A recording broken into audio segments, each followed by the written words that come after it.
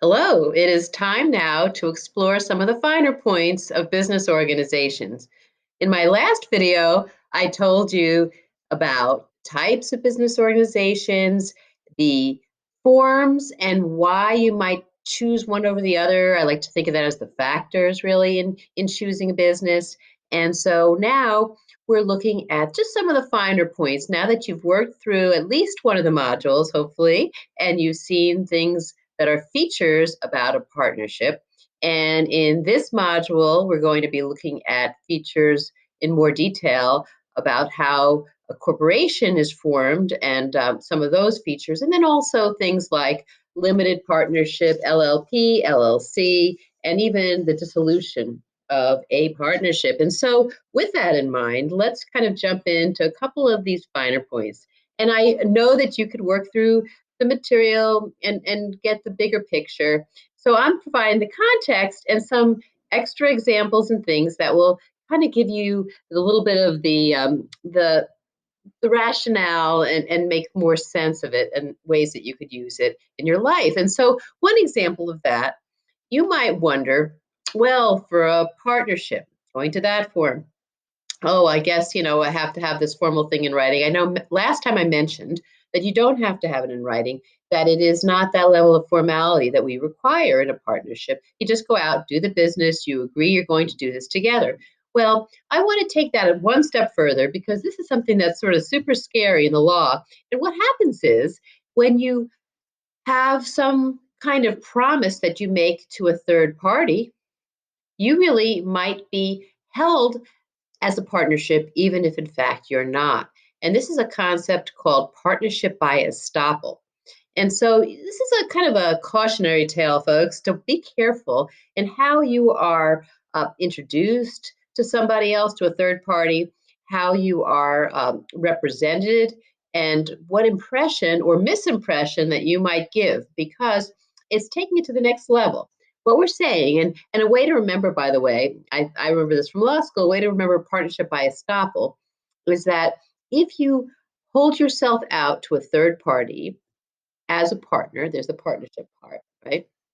Or you allow somebody else to create that impression that you're a partner, you will be stopped. Estoppel, Estopel. You're stopped from claiming that you were not, in fact, a partner when that third party relies on those representations or misrepresentations. So, put another way, A and B introduce themselves to C and say we will be happy to work with you.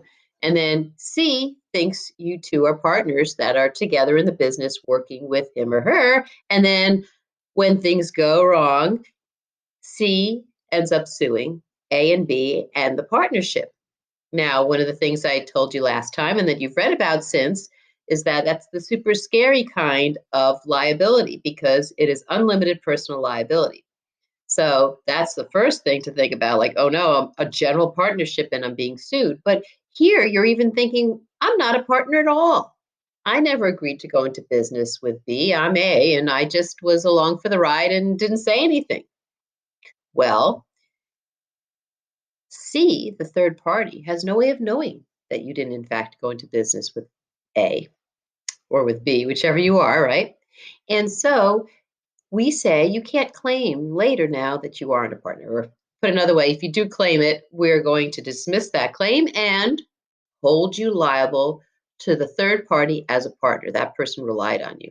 Now, in a partnership, this takes on a whole other level when we talk about unlimited personal, right? Liability. And let's see why. Because not only does the person who's suing, and if the person wins, have access to all of your assets beyond the business, your bank account, your car, like we talked about last time, but also it may be that your partner doesn't have any money at all or not enough.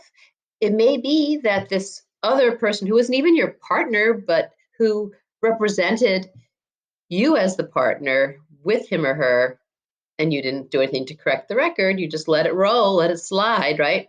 Well, that person might not have money enough to cover it. And so ordinarily, if there's two people who are a partner, we say you're each 50% liable. But that third party is the one that we want to protect when we look in the law and we say that person doesn't know what went on behind closed doors. That person is reasonable to rely on your representations to think you really are partners. That person relied on you. And even if you are partners, let's look at that. That person wants to be made whole as best as we can with money and walk away. Whereas you and your friend are going to be partners for a longer time. So we protect, when we have to protect one of the three of you, we are going to protect that third party. C. What does it mean in this scenario? It means that you may end up paying for the entire amount of whatever this debt is or whatever this judgment or settlement is in the lawsuit. And then between you and the other guy, you and A or B, those two can duke it out and maybe have a debt to each other for quite a while to come. You could sue for your portion above your contribution. So maybe you only were really supposed to pay 50%. You still pay 100% or whatever the percentage may be to the innocent third party. We call that person. That helps us remember the innocent third party, innocent, doesn't know what's going on.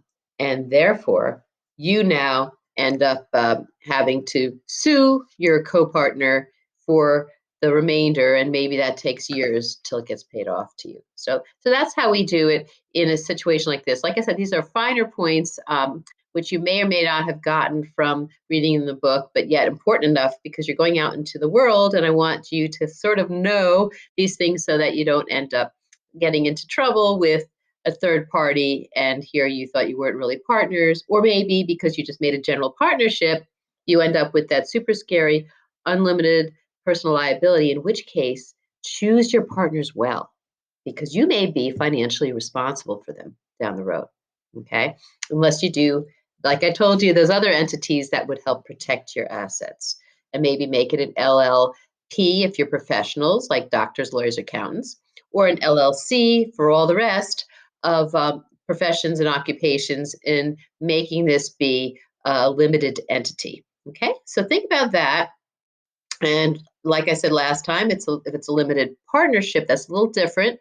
One of you has to be left holding the bag as a general partner, and the rest are just simply silent investors, limited partners. And I meant that when I said silent investors, because remember what I said last time too? With great managerial control comes great liability. So the one who's silent and not having much control, like a shareholder or a limited partner, then also doesn't have much liability. They have limited liability. It's kind of an easy way to remember it, and hope that helps you go beyond, what's in the book, and help you with some of these finer points.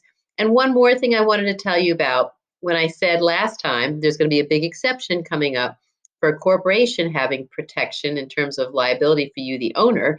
Let's talk for a moment about piercing the corporate veil. You've probably read about that. But if you haven't, you probably will, and I hope you will. Piercing the corporate veil, it could also apply in an LLC, LLP kind of entity where there's a limited liability. And so what we say is, you are starting out with limited liability, but you can lose it. If you abuse it, you lose it. Now, how could you abuse it? Let's see. Maybe you hide behind your company, that's either corporation or LLC, LLP, and you use it to do bad things. Okay.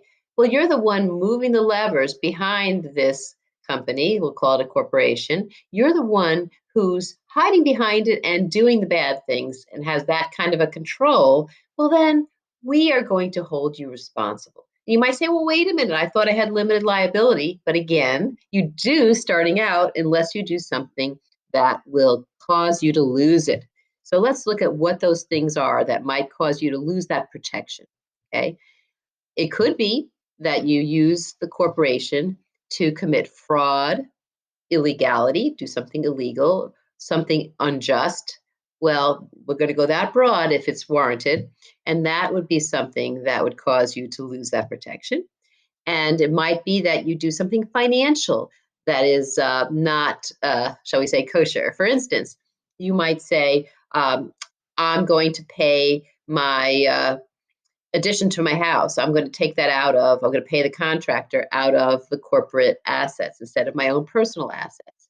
When you start treating like the corporation is you and you are the corporation, that's very much like a sole proprietorship or a partnership. Okay. We have to believe that this entity is separate.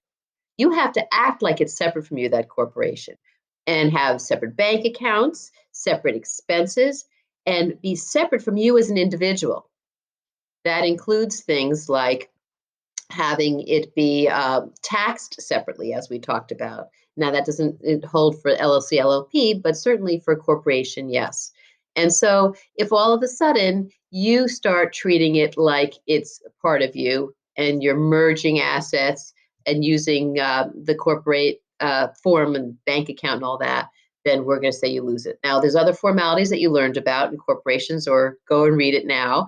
And that is things like having to every year file paperwork, have an annual meeting of the shareholders, pay your filing fee. There's a lot of formality that goes into creating a corporation and keeping it year to year. And if you stop doing the formality, then we stop treating you like you are separate from the corporation. So you do things to sort of breathe life into the creature, and then you'll be protected because you are separate from the creature. You start to believe it's separate, treat it like a separate entity. So will the IRS, and so will anyone who comes in when, like the courts, when there's a liability issue. And actually, I have a really good way, I think, to help you remember this. This is one of my favorite little metaphors, my own. It won't be in the book, I'll tell you that. Think of the Wizard of Oz. The Wizard of Oz, they're walking down that red carpet, I think it was red, on the way to the all and powerful Oz, Dorothy and her friends. And there they see ahead of them this huge vision of the wizard. Think of that as the corporation. We believe in the fiction that this is a separate entity. And as they're walking down, little Toto the dog runs and pulls out the curtain, and you can see there's really a man behind the curtain. And you hear Oz going, "Pay no attention to the man behind the curtain," but it's too late. The illusion is ruined. It's broken. And then you see there's a man moving the levers, doing all the things that you thought Oz, the separate corporation, was doing. So if there is really we'll call it shareholder owner, it could be an officer, it could be a director who's there moving the levers, doing something that's bad, or doing something financial, as we said, that is not above board. That violates the idea of this being separate.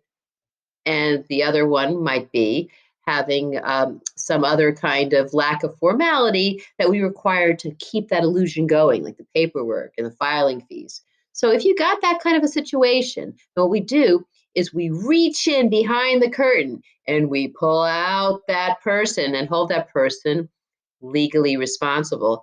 And it fits very nicely with what it's really called in legal world, which is piercing the corporate veil. Instead of the veil, it's the curtain, right? And we're pulling the person out and holding that person legally responsible. And I wanted to give you that story as the sort of end here of business organizations and corporations, because I want you to also, once you've formed your business, to really take it seriously and take this legal aspect of the form of the business very seriously, because it is important, because you could lose that protection if you don't really follow what we require in the law for that to be a valid business entity and all the protection or other nice special features that it provides for you. So good luck in your business ventures. And I'm here if you have any questions, of course, and read on and look at the details so that you know those types of things that you want to be sure to do. Take care.